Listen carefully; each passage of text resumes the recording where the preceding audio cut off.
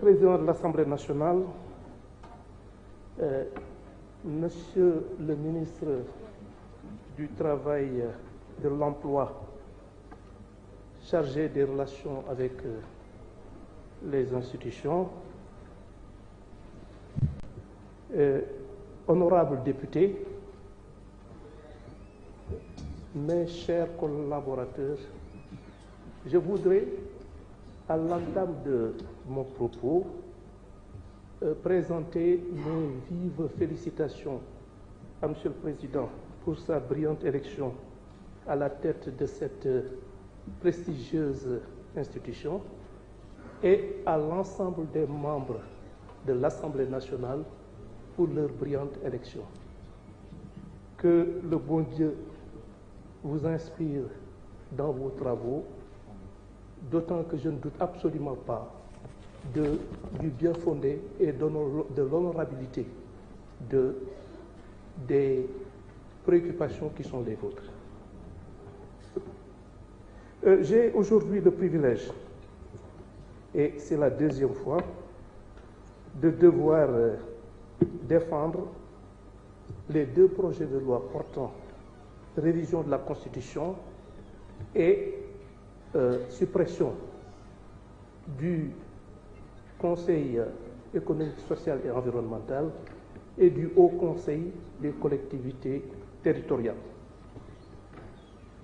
Certains ont eu à s'étonner de l'option par le gouvernement de la voie parlementaire.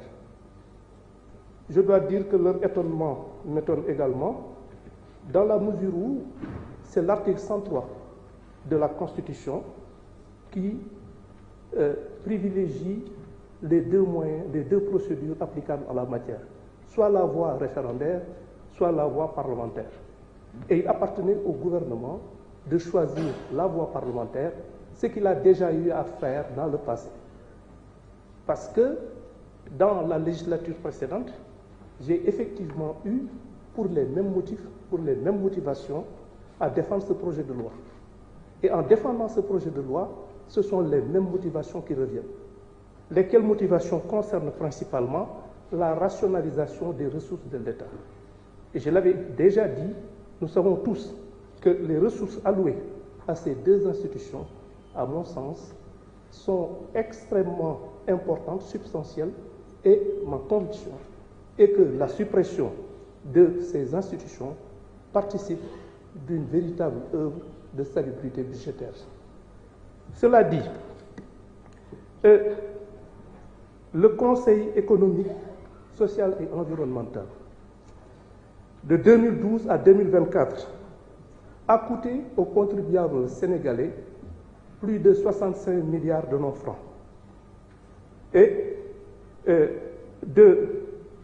pour ce qui concerne le HCCT de 2016 à 2024, a coûté aux justiciables le montant faramineux de 138 milliards de nos francs. C'est dire donc que durant cette même période, ce sont les sommes de 203 milliards 702 millions 705 000 francs, 365 francs qui ont été dépensés. Et je crois d'ailleurs que le simple fait que vous soyez ici, qu'il y ait eu une majorité écrasante qui a été désignée à la suite d'élections transparentes dont personne n'a effectivement eu à émettre la moindre contestation. Le simple fait que vous ayez été élu, après que, il y a quelques semaines, j'ai été éconduit par vos homologues de la législation précédente pour les mêmes motifs, montre qu'il y a une adhésion populaire à cette initiative que j'ai l'honneur et le plus grand privilège de défendre devant vous. Cela dit, il y a eu un certain nombre, on a parlé de rationalisation. Évidemment, dans l'exposé des motifs, il a été bien dit que les ressources ainsi libérées seront redéployées. Et la couleur a déjà été donnée dans le cadre du renforcement du nombre d'enseignants pour une meilleure prise en compte de notre éducation nationale, de l'éducation nationale, de l'éducation de nos enfants. Et Il est vrai qu'ici, les secteurs qui pourraient bénéficier des retombées financières, des sommes colossales ainsi libérées, sont multiples et il appartiendra au gouvernement de les identifier et d'y affecter les ressources ainsi libérées.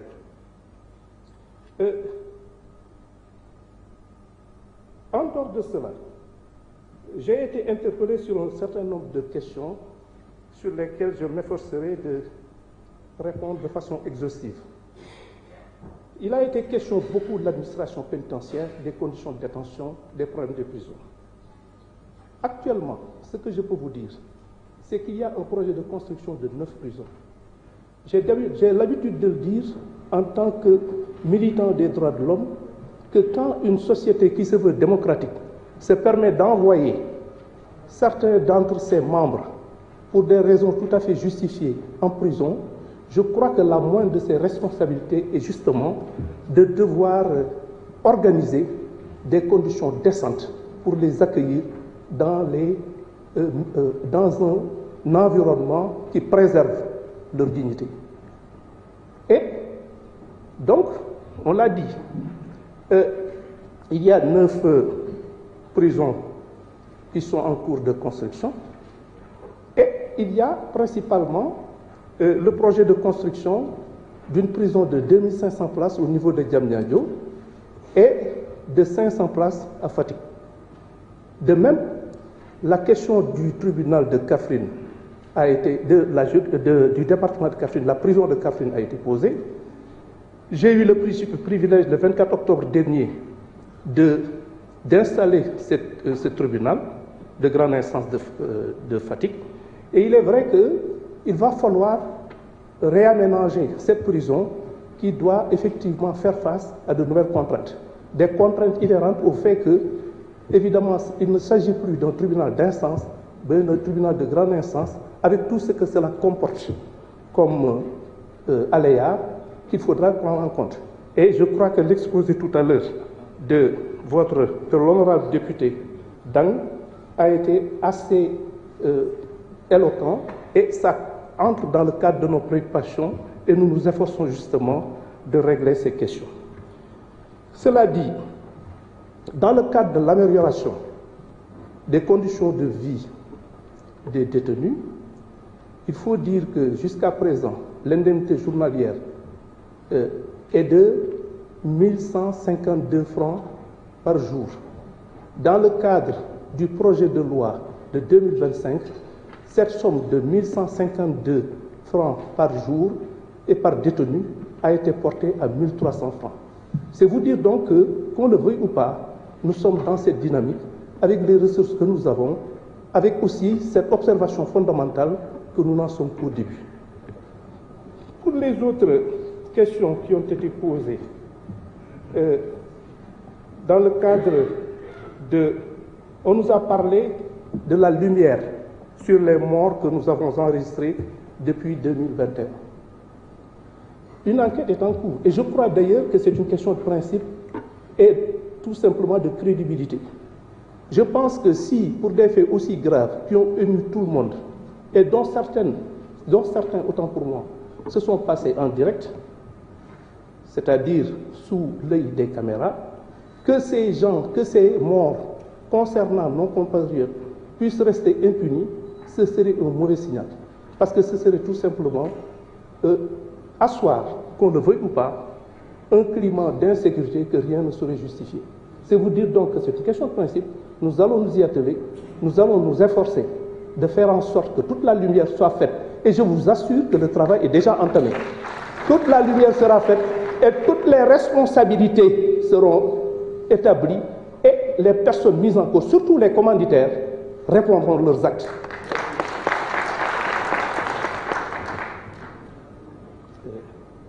C'est vrai que beaucoup de questions ont été posées sur des procédures en cours, dont également l'affaire concernant Didier Badji et l'autre, ce qui veut dire que Fulbert Sambou, excusez-moi, Fulbert Sambou, cette affaire est en cours d'instruction. C'est-à-dire qu'à l'origine, il a été ouvert une information pour recherche des causes de la mort, mais c'est une priorité également. C'est une question prioritaire. Il va falloir déterminer les conditions dans lesquelles ces honorables gendarmes ont disparu et faire montre de la même détermination pour que les commanditaires et les exécutants de cette ignoble besogne puissent répondre leurs actes de la façon la plus rigoureuse.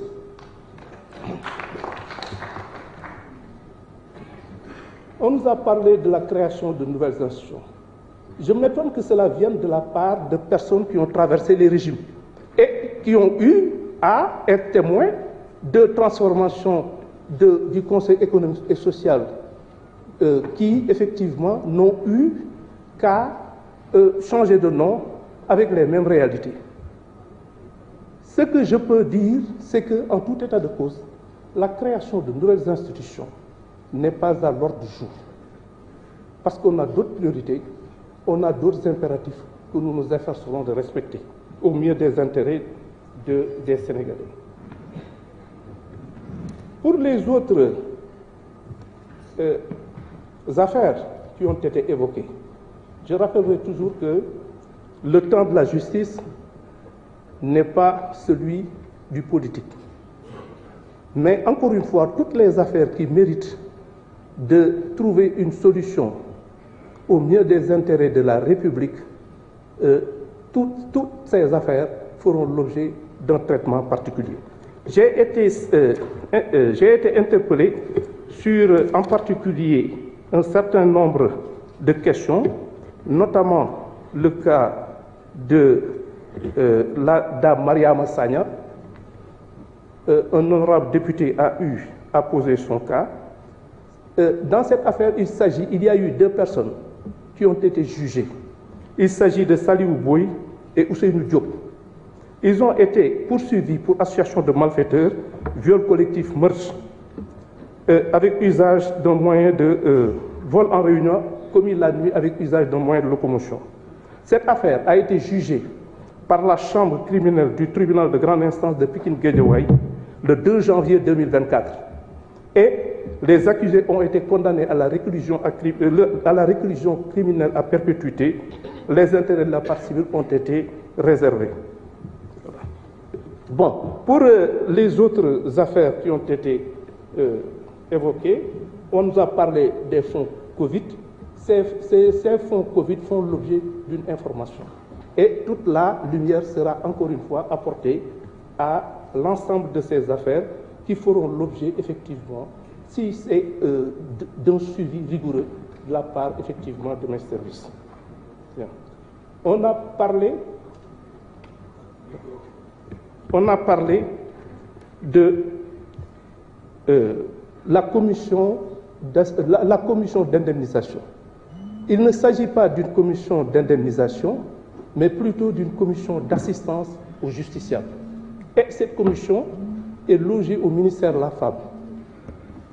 Et cette commission travaille régulièrement pour apporter de l'aide à l'ensemble, effectivement, des personnes qui ont été victimes des malheureux événements que nous avons évoqués. Il est dit aussi, l'honorable député Bousso a parlé du problème de l'accès à la justice. Elle nous a également rappelé un principe qui nous est cher, suivant lequel nul n'est censé ignorer la loi. Vous savez, madame, ce n'est pas un principe sénégalais, c'est un principe universel.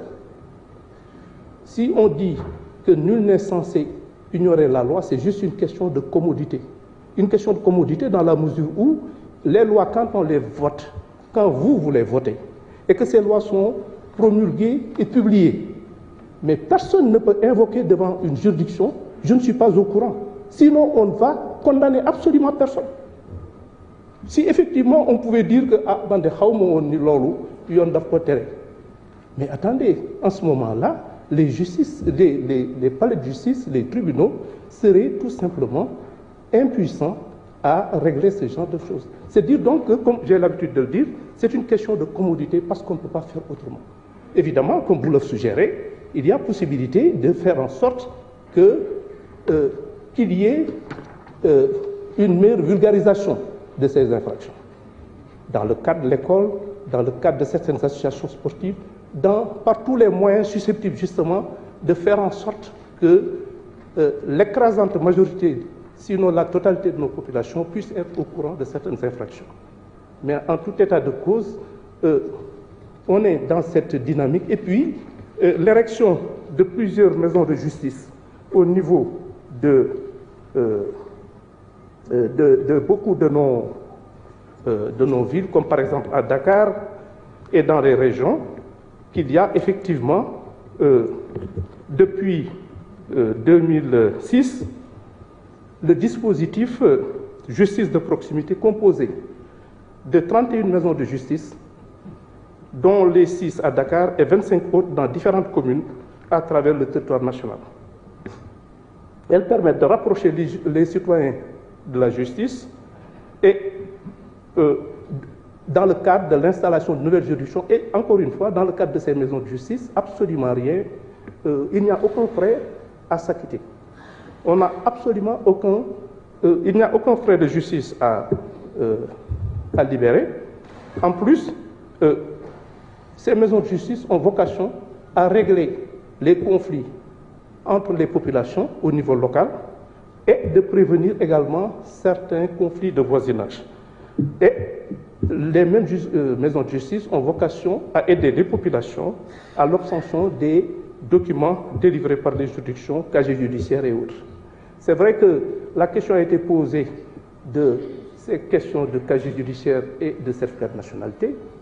Le problème, c'est qu'effectivement, nous sommes dans ce cadre, dans le cadre de l'automatisation et de la digitalisation. Et si véritablement ces projets que nous avons initiés arrivent à terme, il va de soi que les difficultés rencontrées par nos compatriotes pour acquérir ces documents essentiels à leur vie administrative et à leur vie de tous les jours, ces problèmes vont disparaître. En dehors de ça,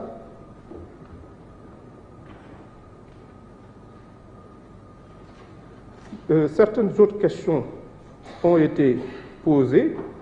Je m'étonne que le député ici de Keur Massar ait pu poser le problème de la juridiction de Keur Massar, que j'ai eu le privilège et l'honneur d'installer le 22 octobre dernier. Donc, le problème du tribunal d'instance de Keur Massar est réglé. C'est un tribunal qui a été installé par moi-même sous ma présidence le 22 octobre dernier et c'est un tribunal qui est devenu fonctionnel. De la même façon que 2 jours plus tard, le 24 octobre 2024, j'ai eu le même privilège pour ce qui concerne le tribunal de grande instance de Kaffrine. De même que le 10 décembre dernier, c'est-à-dire il y a moins d'une semaine, j'ai eu également ce privilège en installant le tribunal de grande instance de Rufisque. Et c'est vrai que les populations de Pikine s'émeuvent quelque peu du fait que la juridiction ait été transférée au niveau de Diamniadio, mais je crois qu'aussi ce sont dans des conditions de travail et d'accessibilité beaucoup plus importantes. Et c'est le cas également du tribunal de grande instance de Rufisque, qui se trouve sur le même aire géographique. C'est vous dire donc que ce qui nous intéresse de plus, c'est justement de faire en sorte que, conformément évidemment à la politique que nous avons définie, que nous fassions en sorte que la justice se rapproche du justiciable. Sur la même lancée, les autres tribunaux de Fatick, de Diourbel et autres vont être installés, en fait inaugurés, c'est-à-dire que ces juridictions fonctionnent déjà, mais il y a de nouveaux locaux qui sont mis à leur disposition. C'est également le cas de Saint-Louis et ce sera chose faite dès le mois prochain, Inch'Allah, au mois de janvier. Bon, l'assistance judiciaire à nos compatriotes de l'étranger relève de la compétence du ministère des Affaires étrangères dans le cadre de la protection consulaire. Je m'étonne quand même qu'on me demande d'intervenir auprès de juridictions étrangères, ce que je ne suis nullement disposé à accepter qu'on le fasse pour les juridictions sénégalaises. C'est vous dire donc que l'assistance consulaire peut effectivement s'exercer, mais de là effectivement à devoir, dans le cadre d'une affaire qui est pendante devant la justice, une justice indépendante, de devoir faire en sorte que les gens puissent avoir, ou en tout cas écoper d'une peine plus ou moins allégée, je suis désolé, mais ça n'entre pas dans le cadre de mes compétences.